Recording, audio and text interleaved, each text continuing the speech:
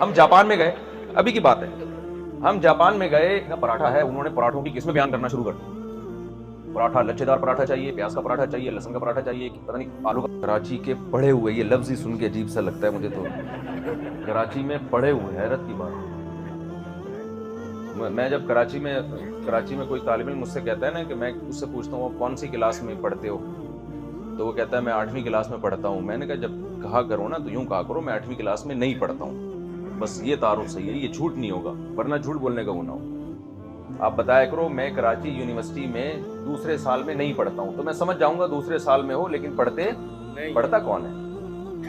تو اس طرح سے اب انٹروڈکشن میں نے انٹروڈیوس کروایا ہے کراچی میں، کہ جب بھی بتایا کرو تو یہ بتایا کرو کہ بھئی آپ کیا کر رہے ہو وہاں پہ. جی میں انٹر میں نہیں پڑھ رہا ہوں، سمجھ میں آ جائے گا کیا کر رہے ہو آپ. تو ایک مدرسے میں ایک استاد تھے، وہ بیچارے جب بھی پڑھانے کے لیے آتے تو سو جاتے تھے. جب بھی پڑھانے کے لیے آتے نا ان کو پتہ نہیں نیند کا غلبہ ہوتا. تو میں نے اس کے شاگرد سے پوچھا آپ مدرسے میں کون سی کتاب پڑھ رہے ہیں. انہوں نے کہا کون سی کتاب پڑھا رہے ہیں آپ کے استاد. انہوں نے مجھے بتایا کہ وہ مجھے ہدایہ جلد اول نہیں پڑھا رہے ہیں. ہدایہ جلد اول نہیں، کیونکہ آتے ہیں لیکن سو جاتے ہیں.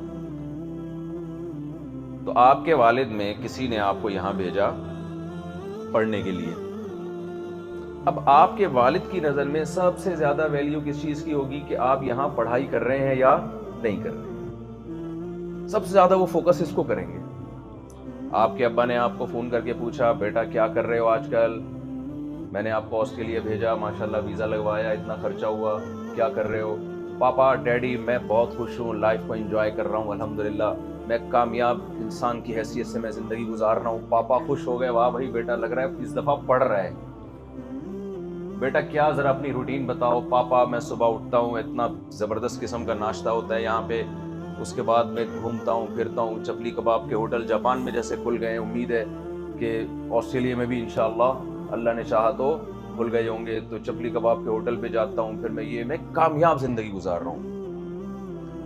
ایک صحت مند، بیمار نہیں ہوتا، بیمار ہوتا ہوں تو علاج کی بڑی زبردست سہولت ہے میرے لیے، اور میں بہت ہی کامیاب انسان ہوں، کوئی ٹینشن نہیں. اور ابا آپ ناکام ترین انسان ہو، مجھے پتا ہے ابھی بھی لائٹ گئی بھی ہوگی آپ کے، ابھی بھی آپ اندھیرے میں بات کر رہے ہوگے، آپ ناکام انسان ہو. ابا میں ایک کامیاب انسان ہوں، یہاں لائٹ نہیں جاتی، یہاں مجھے چھینکیں نہیں آتی. ابا کو ان تمام باتوں میں دلچسپی ہوگی؟ بولو. ابا بار بار اس میں ہوگی کہ پڑھائی کا تو ایک ابھی کوئی آیا نہیں ہے کہ پہلے سیمسٹر میں کتنے نمبر آئے، دوسرے سیمسٹر میں کتنے نمبر آئے، یونیورسٹی پابندی سے جا بھی رہا ہے کہ نہیں جا رہا. ابا کس کو فوکس کریں گے؟ ابا اسی کو فوکس کریں گے، بھائی میرا خرچہ ہوا ہے، میرا خرچہ ہوا ہے. ابا پھر سوال پوچھتے ہیں اچھا بیٹا یہ بتا کہ پڑھائی کیسی چل رہی ہے. ابا پڑھائی کا میں بتاؤں گا آپ کو، ٹھہر جائیں. لیکن ویسے میں بتاؤں بائک میں نے بڑی ہیوی بائک لی تھی، اس میں روڈ پہ جاتا ہوں. آپ کو پتا ہے کراچی میں ہیوی بائکیں لو تو کھڈے زیادہ، اسپیڈ بریکر زیادہ ہیں، سڑکیں کم ہیں وہاں پہ، تو چلا ہی نہیں سکتے ہیوی بائک. میں یہاں ہیوی بائکیں چلا رہا ہوں، گھنٹہ ہو گیا آپ اس ٹاپک پہ آ ہی نہیں رہے. اب کیا کریں، مجھے واقعات بہت یاد آتے ہیں جب بھی ایسی بات ہوتی ہے نا. وہ ہمارے ایک جاننے والے کہیں رشتے کے لیے گئے نا، تو لڑکی والے ان سے پوچھ رہے آپ کرتے کیا ہیں. اب جب کرنے کی بات ہے تو بات گھما رہے ہیں. لڑکی والے سب سے زیادہ دلچسپی کس چیز میں رکھتے ہیں کہ بندہ کرتا کیا ہے. تو اس پہ میرا ایک بیان بھی ہے نا کہ جم جا رہے ہیں لڑکے، ڈولے وولے بنا رہے ہیں کہ ہمیں لڑکیاں پسند کریں گی. بھائی جیب کو فوکس کرو، جیب کو، جیب بھاری کرو، بھاری. آج کل یہ ڈولے شولے سے کوئی متاثر نہیں ہوتا، جیب کو فوکس کرو. میں اکثر بتاتے رہتا ہوں نا، ایک صاحب تھے، ان کا بیٹا بہت ہی نالائق، کچھ بھی نہیں کرتا تھا. میرے پاس آئے، کہنے لگے میرا بیٹا کہہ رہا ہے میں شادی کروں گا اور مفتی صاحب کے بیان دیکھیں.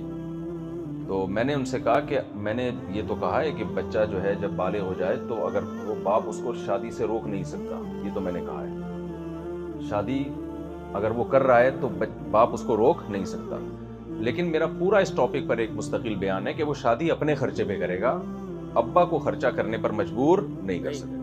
تو میں نے کہا آپ کا بیٹا اس بیان میں تو تھا جس میں نے اسے کہا تھا کہ ابا سے پرمیشن ضروری نہیں ہے، وہ والا بیان جس میں نے یہ کہا تھا کہ اپنے خرچے پہ اس دن وہ مارکیٹ سے شارٹ ہے.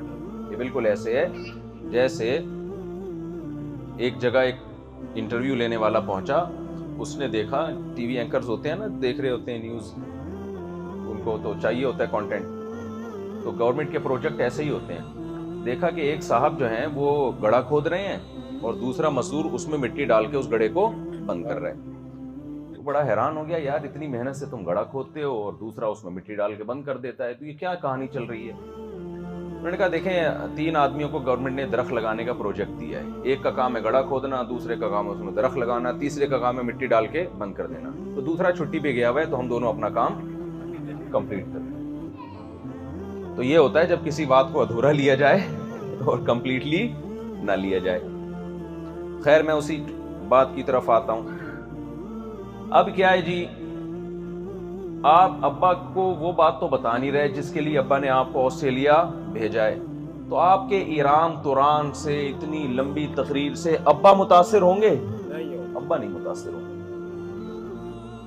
ابا کہ پھر غصہ آ جائے گا ابا کو, ابے تجھ سے جو میں پوچھ رہا ہوں کمبخت وہ تو بتا, ایڈمیشن لیا کہ نہیں لیا, پڑھائی میں کہاں تک پہنچا ہے؟ کبھی بتا رہے میں صبح حلوہ پوری کھا رہا ہوں, کبھی بتا رہے میں صبح جا کے لچھے دار پراٹھے کھا رہا ہوں. لچھے دار پراٹھے پر بھی ایک چٹکلا سنا دیتا ہوں تھوڑا سا.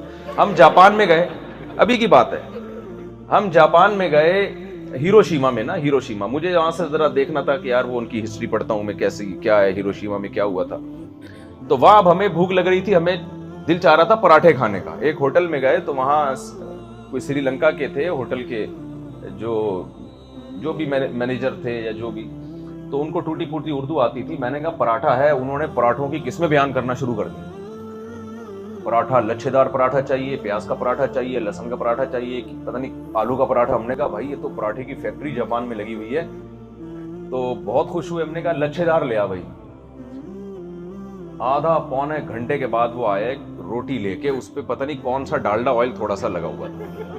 ہم نے کہا بھائی تو قسمیں تو پراٹھے کی ایسے بیان کر رہا تھا کہ جیسے پتہ نہیں یہاں پراٹھے ایکسپورٹ ہو رہے ہیں یہاں سے. تو جب بھی لچھے دار پراٹھا آتا ہے نا دماغ میں, تو وہ یہ واقعہ ہمیں یاد آ جاتا ہے. پروگرام بڑھ گیا وہاں پہ پراٹھے.